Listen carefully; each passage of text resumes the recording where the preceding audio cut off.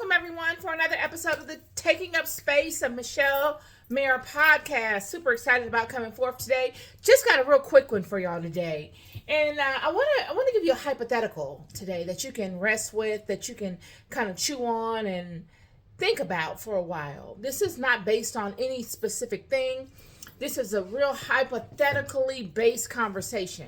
A what if, okay? I want you to think today of, if you lived in an environment where it was open, many could peep into your world, your safe place, the place that you retreat to hide away from the world, to recharge yourself, where you don't have to put on the mask of perception that you project to the world, that you lay that mask down. That place that you lay that mask down in, that you relax in, that you actually show who you actually are while you're in the various seasons of life, okay? Because we all know, we are who we are, but who we are never changes throughout the seasons. It's just how we react, what we allow in, what we protect against is what changes in life. And that changes dependent upon the circumstances, and it changes dependent upon the seasons and the times of life that you're in. Well, when you're in your safe place, whether they be your home setting or wherever you are, where you can just be your most vulnerable, where if God himself were to look at you, God could see you in your most authentic way. God can see how you actually are dealing with the situations that are upon you. The real you, not the you that you project to the world, not the you that you dress up and you cover up with makeup and hair and nails and a suit or with clothing, and then you leave out into the world projecting. No, not that person. The person that you go back home to, the person that you when you remove all of that robing and all of that clothing, that person that shows at that time, and the way you are in that environment. If God were to take the roof off of your own house, just to remove your roof symbolically, without you knowing your roof is removed, and to just peep into all the various rooms of your house, as to all the various activities that you do in your house, what does that look like? Are you sulking? Are you creating? Are you avidly doing things because you're energized and you're motivated and you're creating and you're making better? Or are you just wallowing? See, all these things we all go through at one time or another, but we all judge one another for going through them. Even though we all go through them. Not one of us is going to leave this life. If you live long enough, I don't care how long you live. If you make it to adulthood, friend, you will wear the hat of all of those different scenarios. Whether they be the prosperous you, the ambitious you, the outgoing you, the motivated you. And when you are in the safe places of your home or your environment, you're energized and you're looking forward to creating, and the next time you go out in the world, you're looking forward to projecting that. Or you're depressed and you're riddled with anxiety and fears and confusion. And when you are in the safe places of your home, you kind of sulk. You mope around. You don't have the motivation. It takes a lot to get just a little bit done because the clouds are blocking the sun in your life. We will all go through these many things. And a lot of times, friends, we will put these things on one another and then judge one another as to how we handle them. Yet had it not been for the activities of one another, we wouldn't even be in them, or we would have gotten beyond them. Wouldn't still be wrestling with them. Could you imagine what God sees when he looks into your life Just paint it in the scenario that I just painted to you. Just in the scenario that I painted to you. If God were to look at your life from an aerial perspective, with the ceiling removed from your house without you even knowing it, and you're going about your daily activities, what would God see? What would God think? Will God be proud of you? Will God be helpful to you? Would God say, oh, he or she needs some help? My child is struggling with such and such. They need help in this area. I need to create activities in their lives to help them in that area. Or I need to send people in their lives to motivate them and to help pull them out of that situation. Or will God allow you to sit in that for years and just watch you and condemn you and judge you and not do anything to help you? Yet, if anything, God would condemn you, drawing you deeper into that. With no help, just condemnation. Let's take it a step further. I want you to think about this. Would God take it a step further and say, let's just say this. If God had the ability to peep into your personal life and all the aspects of it, all the details of it, every day, 24/7, whenever God wanted to come in and peep, God takes it upon himself to come in and peep. It does nothing to help you. Does nothing to lend a hand. If anything, all God does is judges and condemns you openly, drawing you deeper into that state, whatever it may be. Now, if he has that ability, wouldn't one think that the creator of us, the one that created the vessel in which the Spirit of God resides, and the same one that created all of the plants and the winds and the soil and the animals and the elemental table, all the metals, everything, the sun, the moon, the stars, the atomic gases, all of the elements, if this same God was masterful in creating these things and having them work in unison with one another to create this system of life that we live in, based upon pure mathematics, wouldn't that creator God be able to see into the mind? Wouldn't he? You think we just defaulted into this mind, into this body? This body was masterfully created, and the creator of this body can see into the mind. There is nothing hidden from the creator of this body. Nothing. The creator of this body does not need to test you. Why does he need to test you? He could just observe you.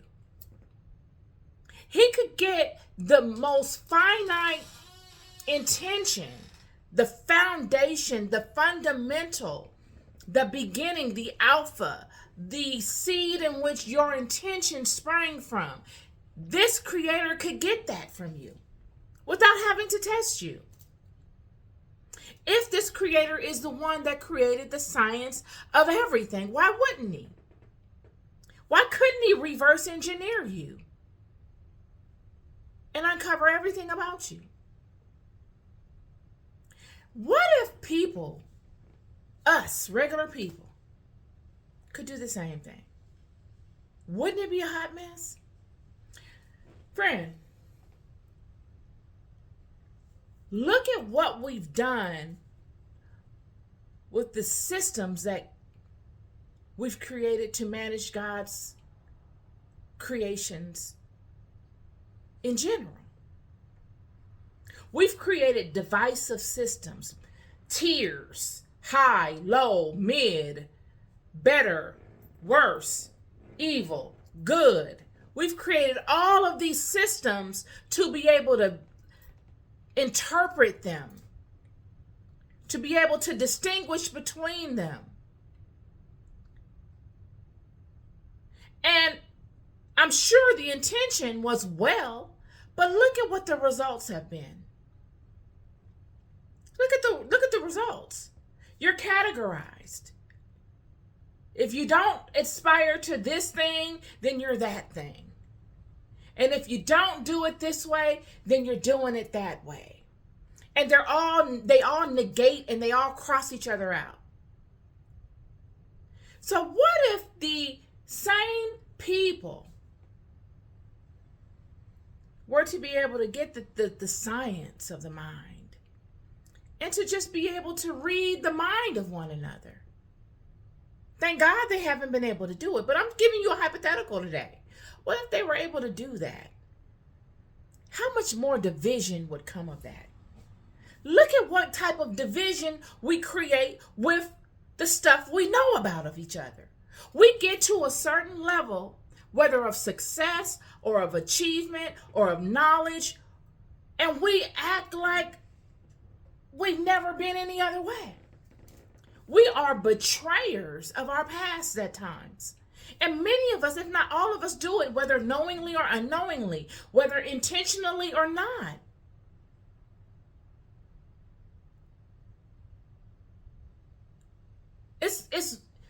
It's intriguing. And we will parade it and support it openly as if it's righteous, and it is absolutely unrighteous. It is. Everybody out here is trying to do their best.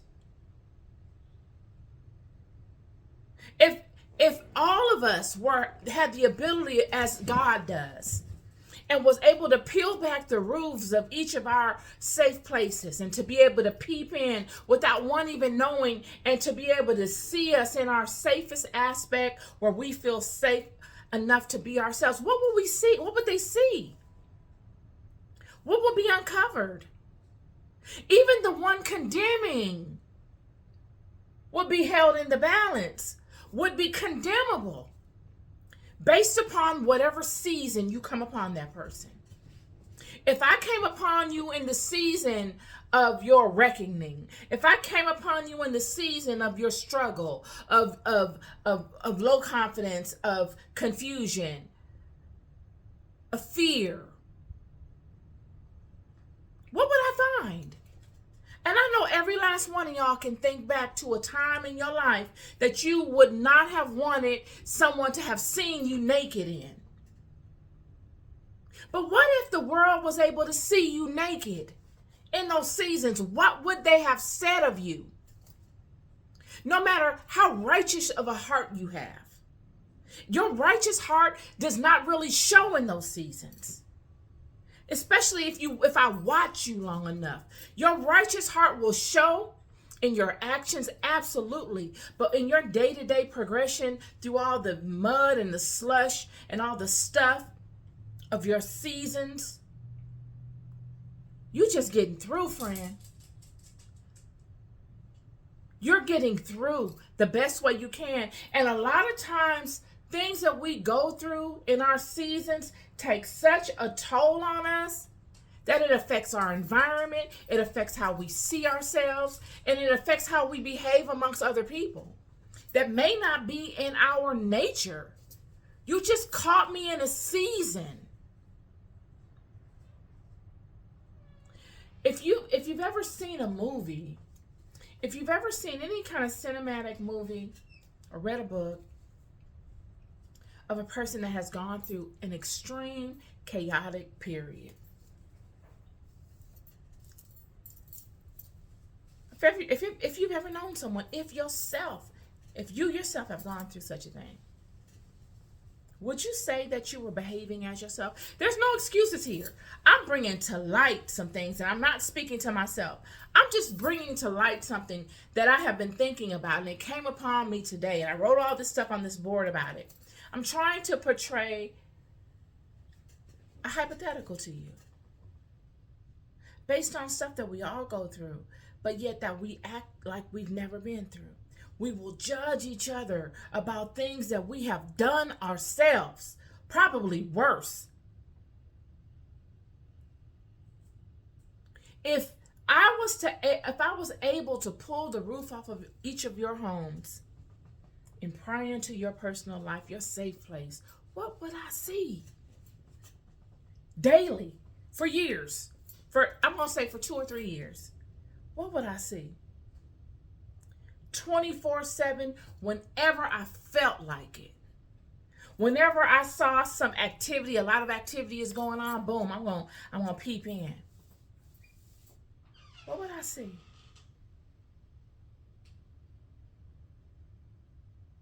If I was to peep into your mind, what are your thoughts like daily? Under chaotic situations, what are they like? Are they beautiful thoughts of wind blowing through trees and beautiful waterfalls on islands? Are they aspirations of material wealth and you being successful and conquering and achieving and overcoming?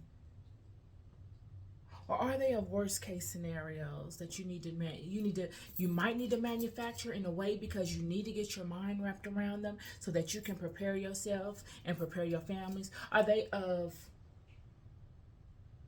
conflicting situations where you see yourself as the victor because you're low-key angry about even being in the situation, and you're dealing with aggressive people that are overstepping boundaries and you really can't stop them?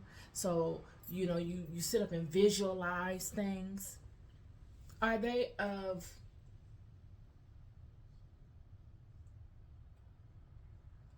memories of your childhood, things you can find joy in to escape your now so that you can at least have a moment of happiness, peace? Because you can't find peace now. Peace does not reside at your address now, but you can remember a time when it was there. And so you go back to that because you got to get some fuel from somewhere to keep going. And you remind yourself of the Word of God, and you immerse yourself deeper and deeper into the Word of God, because that is where your strength lies. That is where all your pulling from come from, that keeps you going.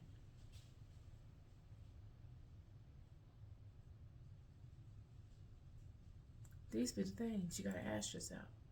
How far away from that situation are you? Would you be able to judge someone later in your life when you've come out of those seasons? Because you will come out of them. And you've progressed into a season of peace, and the winds are blowing smoothly, and the sun is shining, and the breeze is cool, and the fruit is ripe. And you're sitting under your pomegranate tree, and you're kicking it, and you're thinking to yourself,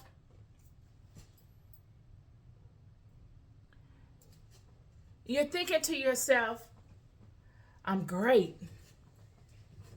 Thank God for my now. What happens when you are in your house of cedar and your legs are up and you are the king or the queen and you have overcome, you are the champion, and you're sitting there with staff and people at your beck and call to make your ideas reality without you having to act on them and wear as many hats as you did in the seasons that you started out in? And you're sitting there with your spiritual brethren and your spiritual advisor and your prophet. You got a prophet and you got a seer. Whereas in your yesterday, you didn't have no prophet and you didn't have no seer. You didn't know from whence your help was coming. You knew it was coming, though. You didn't know when it was coming, so you had to be focused. You had to be 10 toes down, vested. But now you're in, like I said, your house of cedar. You're in your house of cedar. Your legs are sitting up, and you have the best of everything. You are in a protective place, and you have people, wise people, at your beck and call. So much so that you don't have to use the tools that God gave you in your yesterday, that were all internal. You didn't have a prophet yesterday.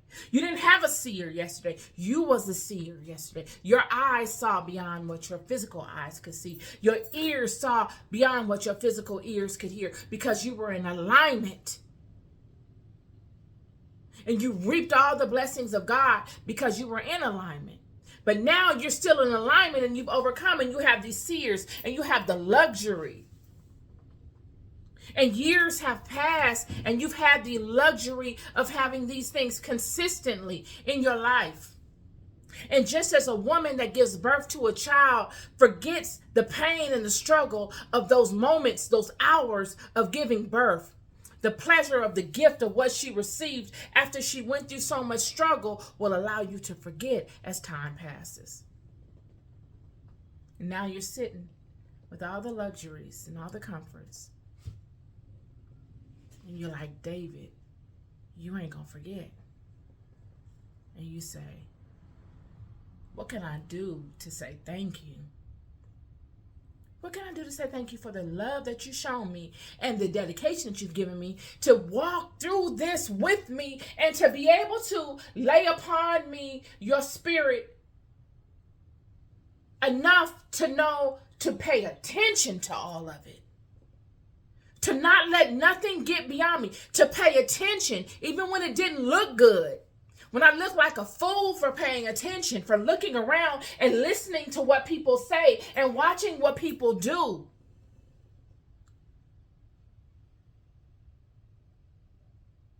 Not knowing what the result would be of it, but I knew I needed to pay attention to everything. And I needed to stay in alignment and keep going. And now I've overcome. And now I'm in my house of cedar. And I'm surrounded by my own brethren and sistren that I trust. That have earned my trust because they walk with me in my season. When they didn't have to. When it would have been easier for them to condemn me like everybody else. And walk away and disrespect me and spit on me and say I'm a nobody and say who cares about them? I wouldn't do it like them. I would do it this way, not knowing what it took. So those are no longer your brethren, those are family. And you say, I'm going to build God a house. I don't care about what nobody else talking about. I can live in a tent. I don't care about this. I'm going to build God a house. What am I doing in this house of cedar? And the Ark of the Covenant is in the desert amongst tents. Yo, you don't know what I'm talking about. You know, if you've walked through some things, you know what I'm talking about. You'll understand this. Only for God to say, I don't need you to do that for me. But I like the way you're thinking, babes. That's what I need you to keep. And if you can keep that, I will bless you amongst any and everybody throughout the generations. There's not a time that'll come that I will not bless you. I will bless you even though your children will go against me. I will have pity on them just because of what you've done.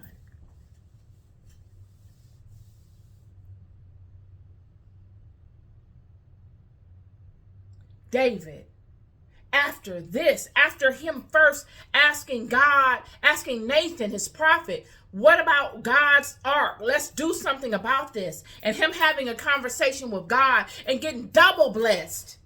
God poured blessings on David for that. I'm talking about, when I'm gonna have to revisit it. He poured blessings on David more than he'd done anyone, and it was humbling. I almost cried in my Bible study at how he had blessed David. He blessed him, y'all.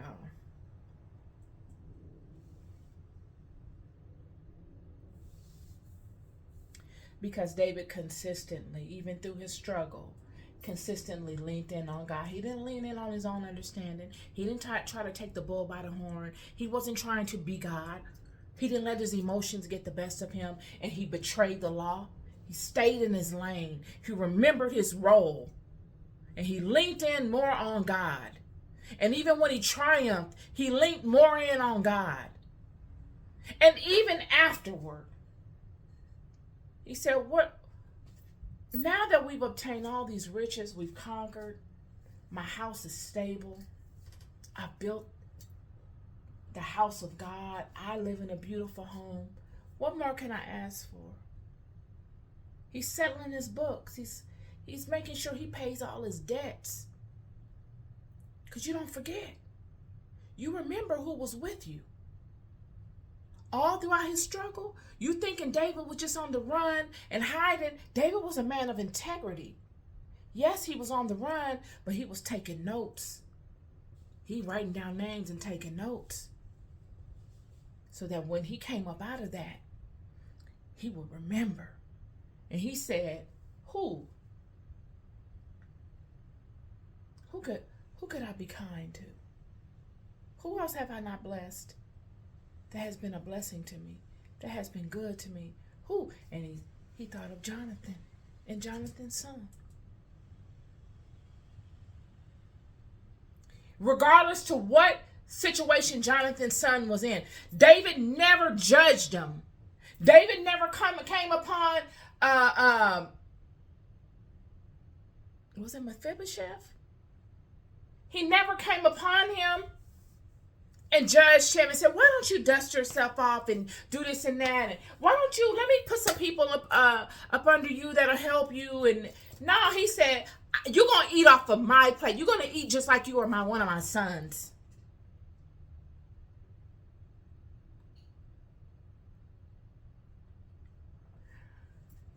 The moral of this video, it was on my spirit, is we got to get to a place where we iron out our own internal thing. Because a lot of the stuff that we try to put on other people and we portray and we paint all these narratives about really don't have anything to do with those people, friend. Those people are vessels that were put in your life to really show you.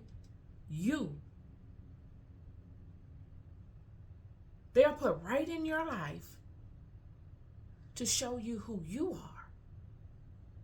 Why do you feel the way you do? Is it from a place of love? Or is it from a place of fear? Fear of inadequacy, fear of whatever. Inadequacy will spring out in all kinds of directions. But just fear in general. What is your fear that is binding you up? That is directing your actions? Because we all go through really pretty much the same struggles in this life, friend. If you make it to adulthood, you will go through much of the same, we all will go through much of the same struggles. These struggles are not exclusive to one another. We go through the same stuff: confusion, fear, doubt, jealousy, envy, a lack mind state. All of these things. And those be the main struggles. And when we can come out of them and then reach a level of stability, a lot of times the more we stand in that stable place, the more we forget what we wrestled with while we were in our yesterday. And we will judge and condemn one another and paint a picture of one another. And say, "Oh, I'm going to support you," or "I'm not going to support you," because of our own fears. When really you were the same way in your yesterday, or not, if not worse. It's just that nobody saw you. You got to sweep that under the rug. What would your life be like if I saw your life in your struggle years, in all of your struggle years, if I had a video tape of you day in and day out throughout your years of struggle? What would it look like? How would I see you? I would probably understand you better. Me personally. I would probably be able to get a deeper feel of really who you are. Because you never know a person, friend. I'm telling you. You never know a person until you see a person in real life situations where their back is completely against the wall. Completely. I'm not talking about no job. I'm about to lose my job, and you can go get another job, friend, even if you don't like it.